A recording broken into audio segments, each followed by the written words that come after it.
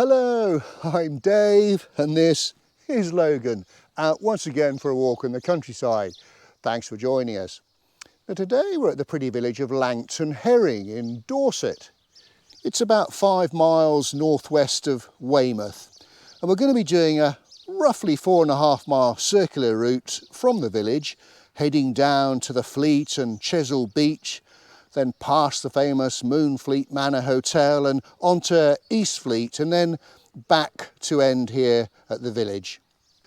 And I can promise you a lot of interesting things to see along the way. Now I'm filming in midsummer. It is another glorious sunny morning, blue sky, hardly a cloud up there. Should be perfect conditions for a walk, so do come along with us. Well, we'll start off with a little walk through the village itself, starting at the northern end. And if you look at an 1897 map, there's an animal pound. It's great to see it's still here today and in pretty good condition as well.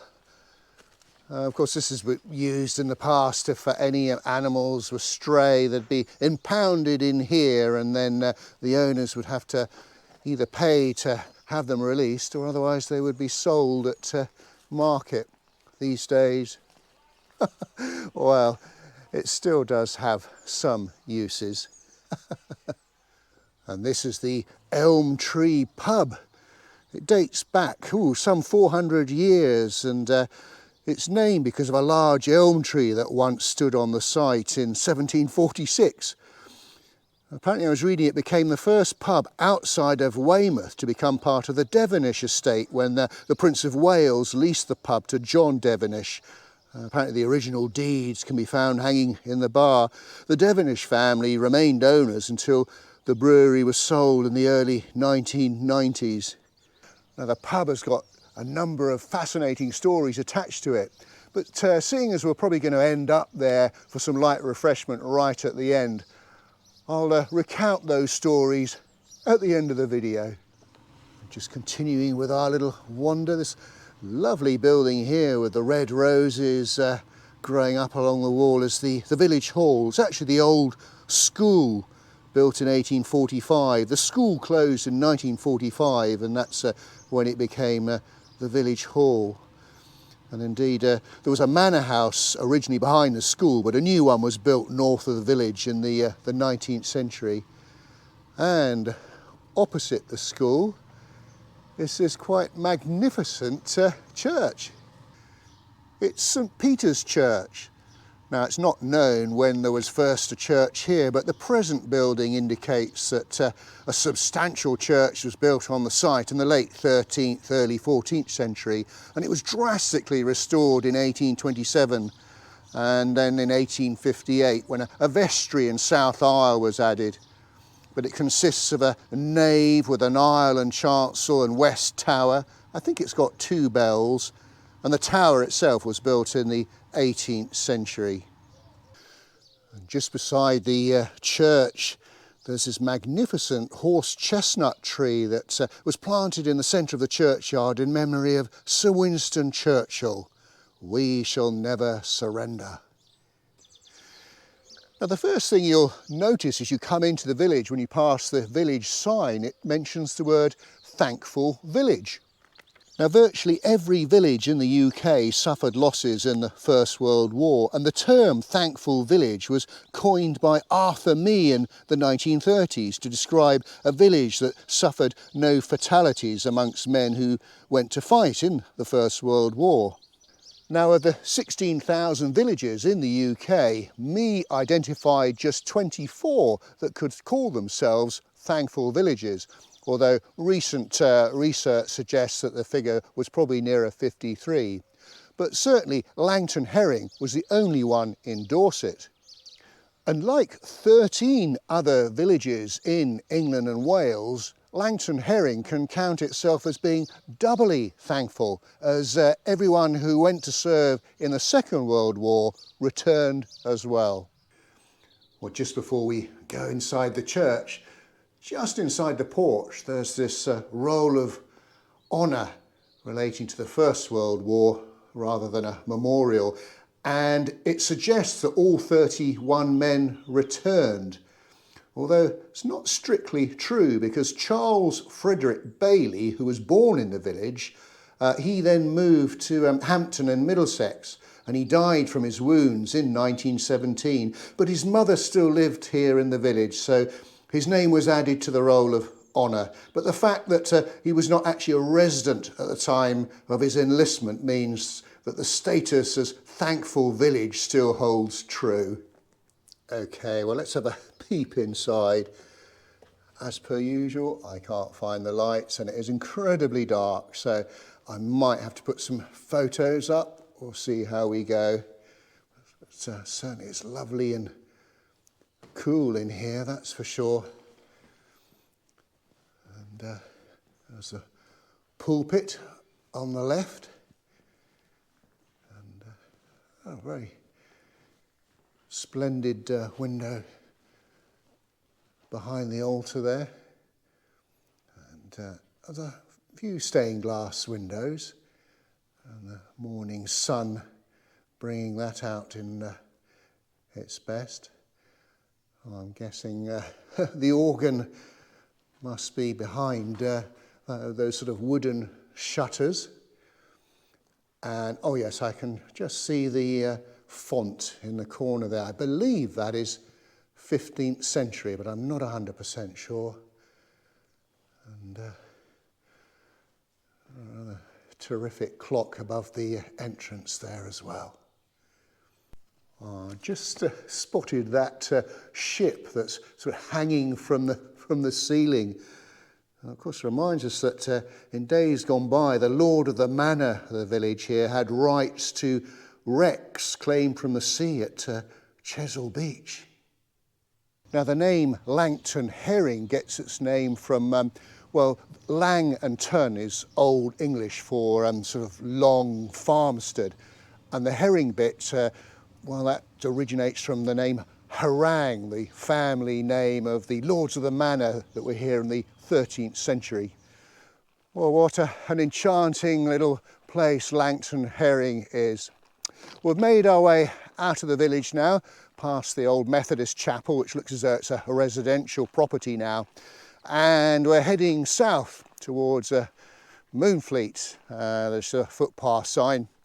And we're actually on part of the Thomas Hardy Way, which is a 222-mile long-distance path that snakes its way through Dorset. It starts at Higher Bockhampton, which is where Thomas Hardy was born, and ends at the Stinsford churchyard, which is where his heart is buried. And it basically, or the route, connects loads of places that have connections with Thomas Hardy himself.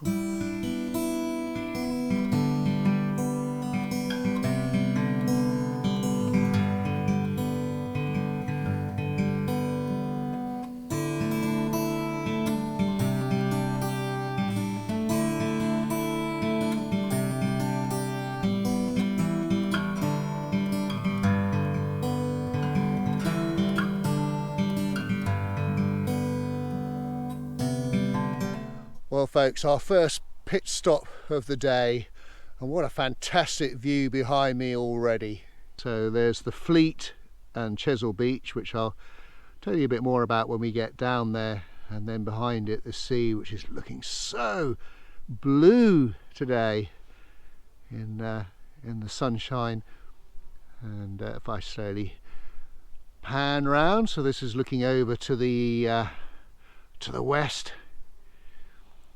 And then we can start to see some of those glorious Dorset landscape to the north, and in a very, very far distance at the top of the ridge there we can just about make out the Hardy Monument. Nothing to do with Thomas Hardy the poet, of course, more Hardy of Kiss Me Hardy fame. If you want to know more about that, we have done a walk up there, so do check that video out.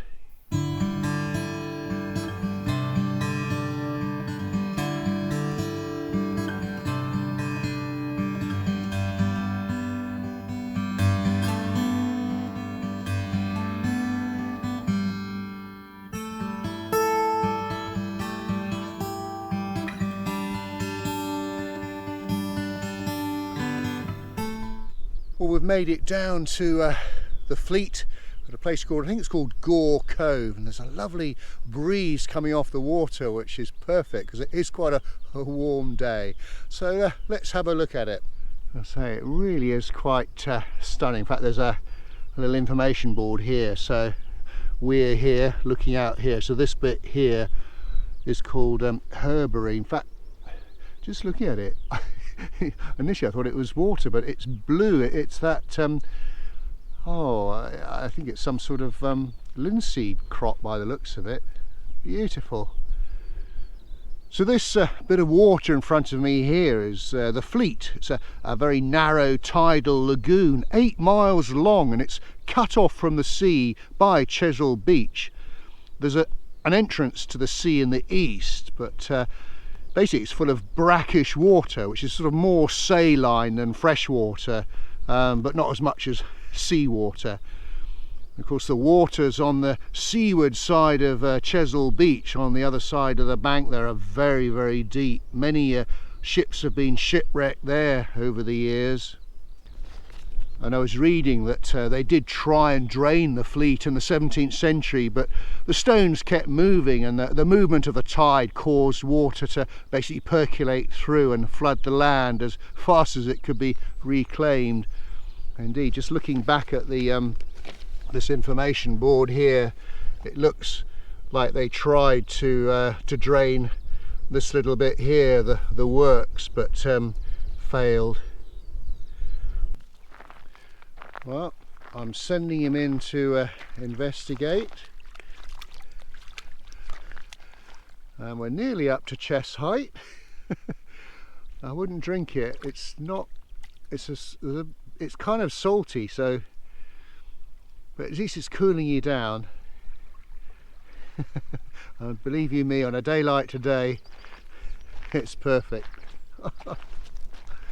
I think you're quite happy there, aren't you? Yep. I think he's set there for... Normally he sort of paddles about. If I tell him there's fish in there, he'll come out.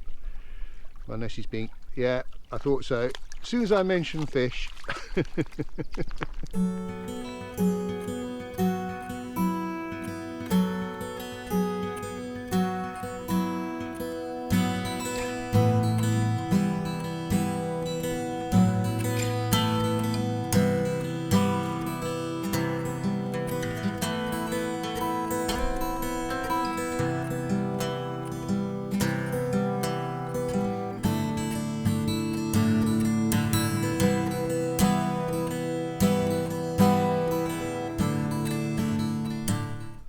Another excuse for a pit stop to admire the view, the Fleet Lagoon and Chesil Beach on the other side. It's an incredible phenomena, the beach. It's an 18-mile long shingle spit that runs from West Bay to the Isle of Portland, and the shingle actually gets moved along the beach in a southerly direction, and the whole beach is actually moving inland by about 5 yards a century.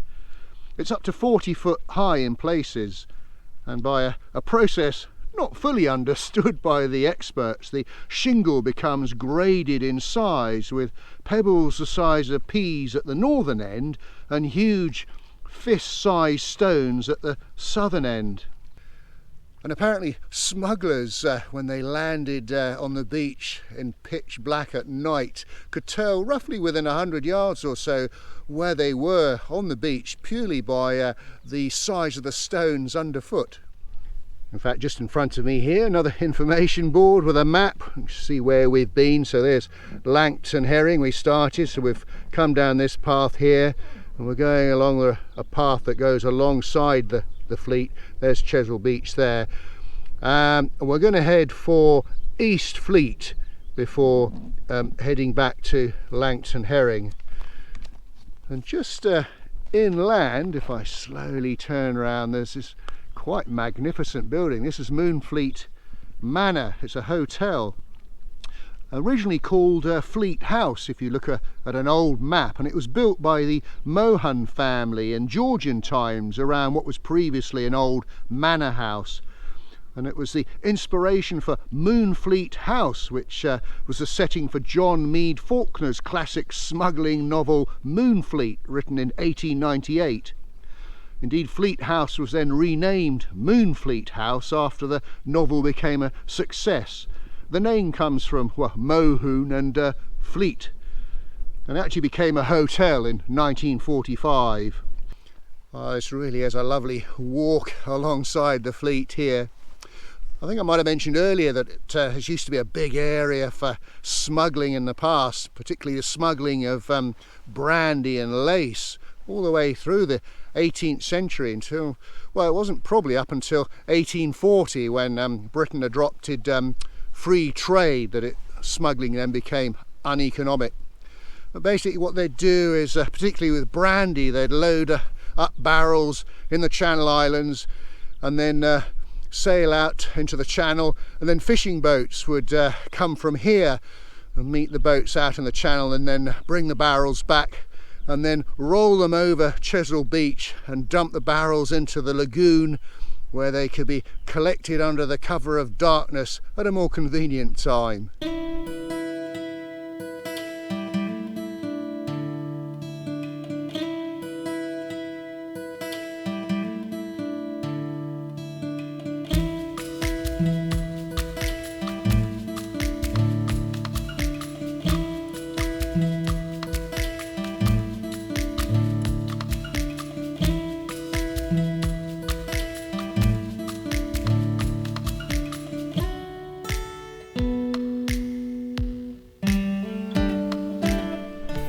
Well, we've nearly finished our little section along the Fleet. Of course, back in the Second World War, the area was used here for the testing of Barnes-Wallis's bouncing bombs. But doesn't the water look so crystal clear and lovely with the reflection of the sun? And of course, yes, I can make out now in the far distance the Isle of Portland, looking quite clear today. Oh wow, that's a little pillbox. Of course, there are so many of these dotted around Chesil Beach. It's if you're interested in pillboxes, it's a real treat round these neck of the woods. But that's quite a basic one. A couple of little holes, but I imagine that this would have been a key area for an invasion should the Germans had ever decided to come, and a good place to stick out your machine gun from. And another pillbox. This looks like a deluxe version. The other one was just a sort of cylindrical shape. This is a hexagonal, much bigger as well. There is an entrance, but I'm not going to go inside because it looks a bit of a tight fit. I'll say no more. I won't send Logan in either because there could be anything in there.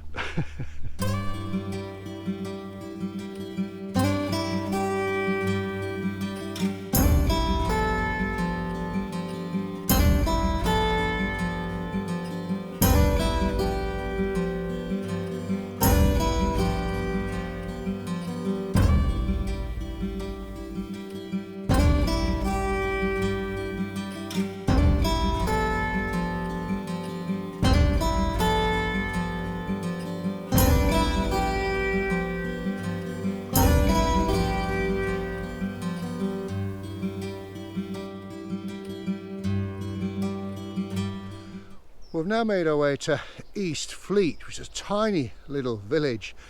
In fact, 5 houses were destroyed in a big storm in 1824, including most of the church, which is just behind me here. Now, a church was known to have existed in 1086, because there was one recorded in the Domesday Book. But all we've got left here is the surviving chancel, because basically the nave was washed away in the storm. The chancel is 15th century, suggesting that it was rebuilt at some stage, and it was dedicated to Holy Trinity and belonged to Christchurch Priory until the dissolution of monasteries. It originally had a tower with 2 bells, and what was left of the nave was demolished in 1827, and So the chancel was left and repaired for use as a mortuary chapel. I believe the window is of 17th century origin. A new church was built further inland, and we'll see that shortly. No surprise to learn that there's a tunnel nearby that was used to store contraband. Now let's have a look inside. Okay, in we go. Obviously it's going to be tiny because it's only the chancel that remains, with just the one window and a few memorials. Lovely wooden beams on the ceiling there, and just a sort of a basic altar. And lovely and cool on a hot day like today. Lovely that it's still here though. Well, I made my way through Fleet, quite a small village. I should imagine originated with houses that were related either to the old manor, Fleet House, or perhaps some farms that were around here. Anyway, behind me here is the new church, and quite resplendent it looks in the sunshine now. Again, the Church of Holy Trinity. So this was built between 1827 and 1829, about 540 yards apparently inland from the old church.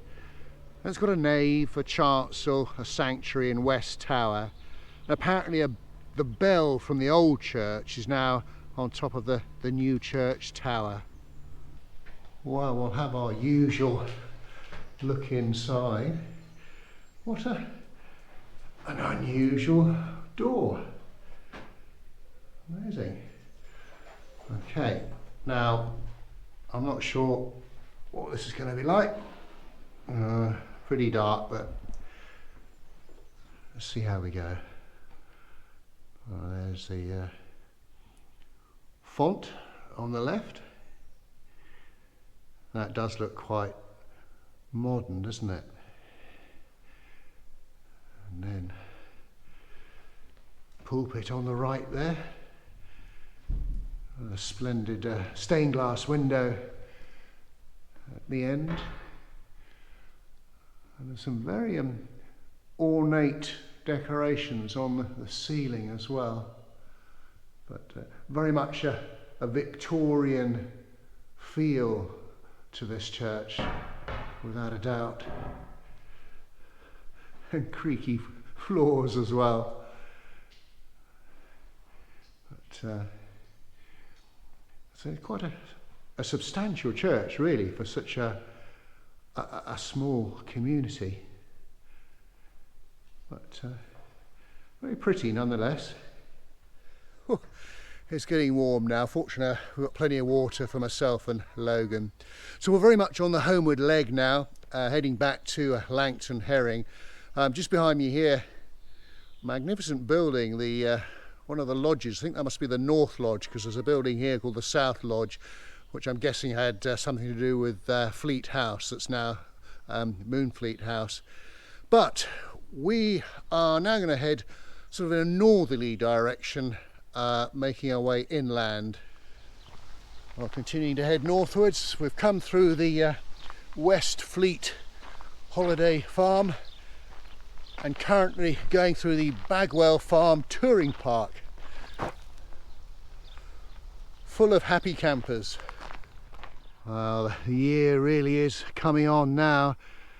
Field full of beans. Those really are well forward. Again, lovely. It's probably our last view of the sea in the very far distance. Again, looking quite Mediterranean today.